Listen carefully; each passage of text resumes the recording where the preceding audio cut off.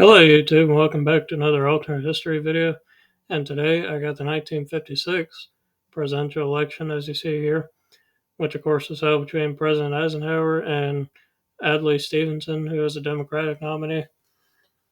And so, like I said, I got that election, and in this scenario I got Al Gore Sr., who was a senator from Tennessee and was the father of Al Gore Jr., the vice president.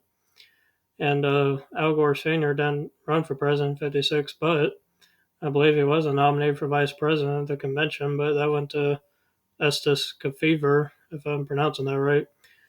Well, like I said, I believe Gore was a nominee at the convention for VP, but like I said, I went to Kefauver, and uh, but like I said, I do got Gore if he did run in '56 and ended up getting the nomination somehow. And so yeah, a little background: '56, like I said, Eisenhower was the president, and he was widely popular because he did win landslides both times in '52 and '56. He was a popular World War II general, and then became popular as president, having very broad appeal, being a military general, and he wasn't really a partisan. He was kind of a pragmatic. His political ideology was kind of pragmatic. He wasn't really a partisan. He was a Republican, but there was Democrats who wanted him to run in '52, but he went with the Republican Party and ended up winning. So, like I say, he was more of a pragmatic guy, kind of a, I don't know if I would consider him a centrist, but just like a pragmatic type Republican. Like he didn't really wasn't really partisan on issues. He kind of leaned either way on some on economic and foreign policy issues. So yeah, he was pretty popular because of that. And like I said, being a World War II general made him a popular president, doing a lot of uh, domestic and foreign policy achievements.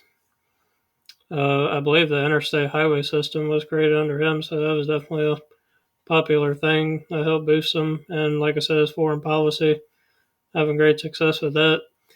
And so it led him to another landslide victory against Adlai Stevenson, who was, I believe, from Illinois. But Stevenson was able to do well in the South, and that's where he only won some states, but Eisenhower won everywhere else. But in this scenario, like I said, I got Al Gore Sr., the senator from Tennessee. So let's see how he would do. So I believe Eisenhower is going to take these Mountain West states fairly solidly: Idaho, Montana, Wyoming, and Utah, the Mormon Belt. I don't think Al Gore would be too competitive there. These have been Republican strongholds for many years, as well as the Dakotas, North and South, Nebraska, Kansas, Oklahoma, and I believe Texas did go for Eisenhower.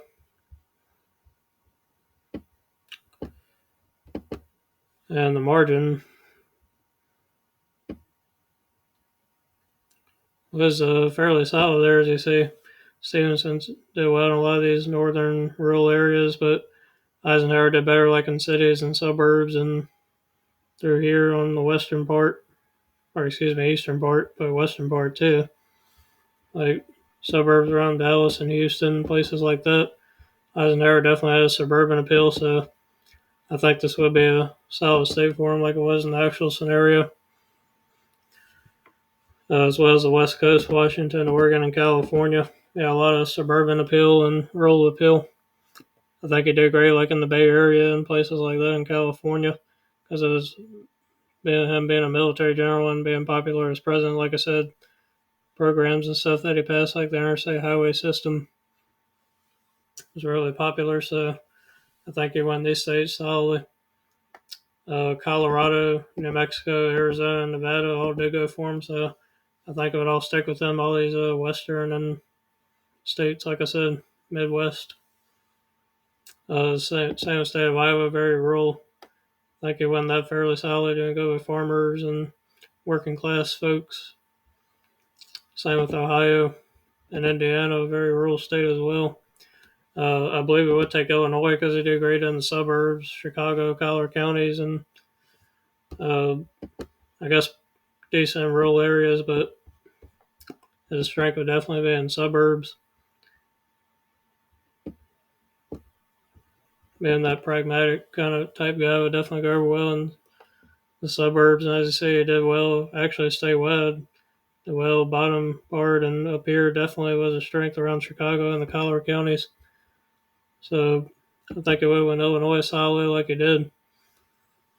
He actually was able to win Minnesota because I believe he did well in Minneapolis around those suburbs. Minnesota rarely went Republican back then. It's been mostly a Democratic state, but it went Republican for Nixon in 72. The last time it went Republican, it also went for Eisenhower in his runs, but a lot of other years it's been a Democratic state. But it did go for Eisenhower in this scenario. As you see, he did well in these areas around Minneapolis, and Stevenson did well elsewhere. But I think of that suburban vote, the Eisenhower would hang on to it because of his popularity. I believe it would take Wisconsin and Michigan like he did. His working class appeal that he had and suburban appeal.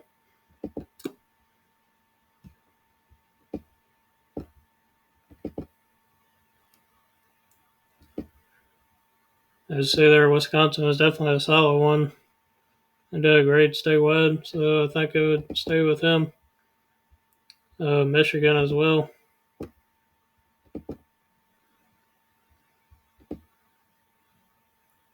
As you see there, was won by over 10 points, just about. Did great everywhere, Upper Peninsula and all throughout Michigan. Having a great statewide appeal.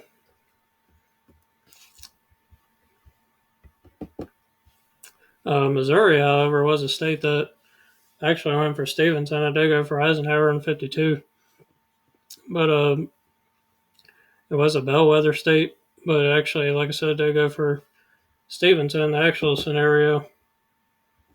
And Al Gore Sr., being a Southern Democrat from Tennessee, I could see him actually winning Missouri too, because I think he'd have pretty good appeal in rural areas, like Stevenson did. Eisenhower had better appeal, like in, I guess, St. Louis and more suburban parts of the state. But it was a narrow one, as you see there, 50 to 49. And I think since it did flip to Stevenson, I could see Al Gore Sr. winning in this scenario since he is from Tennessee. And that's close proximity, so I think it would have pretty good appeal and able to win it since Stevenson did. Stevenson also won Arkansas, I believe, but I think Eisenhower won Louisiana. So Arkansas, like I said, they go for Stevenson. Fairly solid margin there. And did well in a lot of rural areas. Because if I'm not mistaken, I think Stevenson was I think it was for segregation or something like that, and that's why he did good here in the South. And also Eisenhower desegregating schools, like sending troops into Alabama because they didn't want to segregate, and they angered a lot of white Southerners, so that's why they went for Stevenson, because they were upset with Eisenhower and his pro-integration policies that he pushed, like I said, with the schools. And so I think because of that, Al Gore Sr. would take Arkansas since Stevenson did. And I believe he definitely take some state of Tennessee like Stevenson did.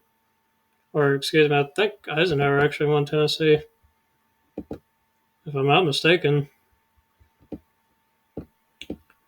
And he in fact did, and he also won Kentucky. But since it says Al Gore Sr. and he said it was a close one, I believe he would take it since it is his home state. It was a senator from there. Kentucky, we'll see how won that one. See how close that one was exactly. To make a call. So that wasn't as close as Tennessee. It was about a 9-point margin or so. I could definitely see it getting closer because of Al Gore Sr. being from Tennessee. Neighboring Tennessee, I could say Al Gore Sr. doing pretty good in a lot of rural areas, but Eisenhower does pretty good appeal too throughout the state. So I think for that reason he would still win it because of the margin he won it by. But I could definitely see that one getting closer since Al Gore Sr. would be from neighboring Tennessee. Louisiana, like I said, was a state that went for Eisenhower. I believe that was another narrow one, though. A lot of these states in the South are definitely close because of backlash against Eisenhower's pro-integration actions that he took. So looks like Louisiana actually wasn't that close. He was definitely able to do well throughout here, and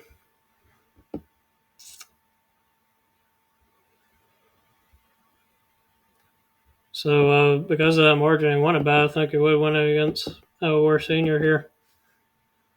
I believe Mississippi and Alabama, though, went for Stevenson because of, like I said, the backlash against Eisenhower pushing pro-integration policies. That anger a lot of Southerners. So I think for that reason, Al Gore Sr. would win it since Stevenson won it by a significant margin. Alabama, too. I'm going to check how close, see how the margin was there. Eisenhower looks like they got a faithless elector in Alabama, so that's pretty interesting, and it was a significant margin that Stevenson won it by, so I think it would stick with that war, because like I said, Eisenhower pushed a lot of pro-integration policies, like I said, sending troops to the school to protect the black students that were walking in, and so I think for that reason, Al Gore Sr. would win these states that Stevenson won, along with his home state of Tennessee being from there. That would be a flip to Al Gore. The rest of the states, I believe, most of them did go for Stevenson here in the South, although I believe Florida went for Eisenhower.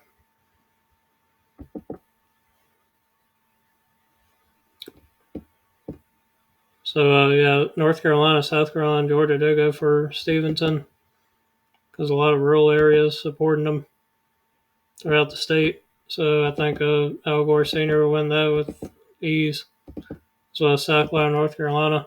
I'm just going to go ahead and give this to them since Stevenson did win them, as I keep saying, because of rural areas and backlash against Eisenhower's pro-integration stances. Virginia, however, went for Eisenhower as it had a Republican streak from 1952 up until 2004, with the exception of 64 when it went for Johnson.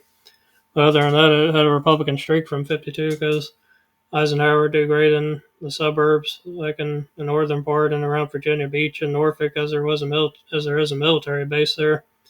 And Virginia being more of a military state, then Eisenhower would definitely do well in it, being a World War II general himself. So I think he won Virginia pretty solidly because of suburban support and doing okay in rural areas. But I think Al Gore Sr. would be stronger in those areas. But I think because of Eisenhower's suburban support and support around Norfolk and military bases, it would be enough for him to win it pretty solidly. West Virginia, I believe, he actually did win, although that was definitely more of a Democratic state. It rarely went Republican back then. It only went for guys like Reagan in '84 and Eisenhower here. But that was definitely more of a Democratic state back then. It was a harder state for Republicans to win.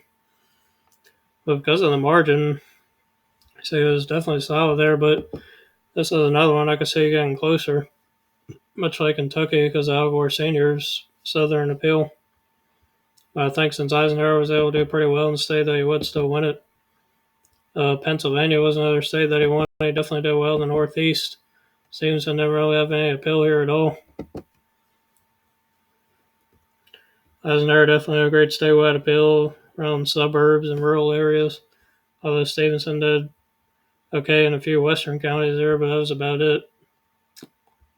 Yeah, Eisenhower definitely did well around Philadelphia and unionized counties in the state, so I think it would still win in this case, as well as New York, because of support around New York City and stuff, like I said, suburbs.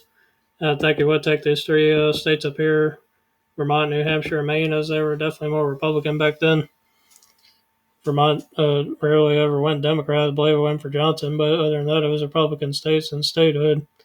So I think Eisenhower definitely did well in them, being a great fit for him. I believe he did win Massachusetts, so I think he would. I think he would actually hang on to all these states he won: Rhode Island, Connecticut, New Jersey, Delaware, and Maryland. Like I said, suburban appeal, doing well with educated voters, I believe, and wealthy voters. He would have done great in. And the last state is Florida, which was won by Eisenhower. So I'm going to check that one out.